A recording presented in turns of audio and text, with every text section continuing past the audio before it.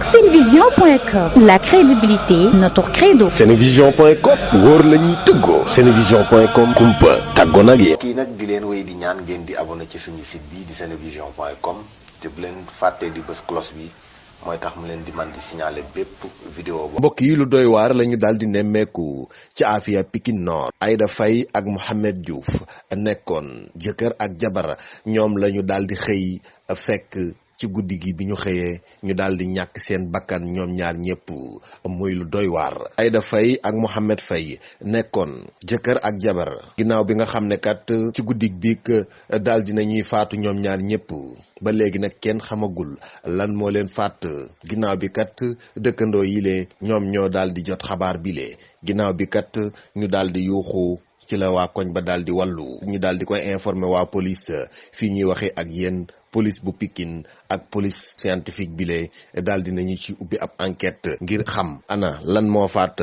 Mohamed Diouf ak Aïda Faye ñoom ñaar ñi nga xam ne kat jëkkër ak jabar la ñu woon. ci information yi ñu jot kat Mohamed Diouf mi ngi doon liggéeyee ci marché poisson bu Pikine. Aïda Faye doon yëngu ci wàllu li ñuy wax pose ongle. ñoom ñaar ñi la daal la ñu daal di fekk ñu daal di faatu niki guddi bi kon jamono ji police scientifique ak police bu Pikine daal dinañu ci ubbi ab l'enquête ngir xam ana lan moo faat ñaar ñi lee. ak Senevision.com, la crédibilité notre credo. Senevision.com wóor la ñuy tëggoo. Senevision.com kumpa tàggoo nag yéen. kii nag di leen wéy di ñaan ngeen di abonné ci suñu site bi di Senevision.com te bu leen fàttee di bës cloche bi mooy tax mu leen di man di signaler bépp vidéo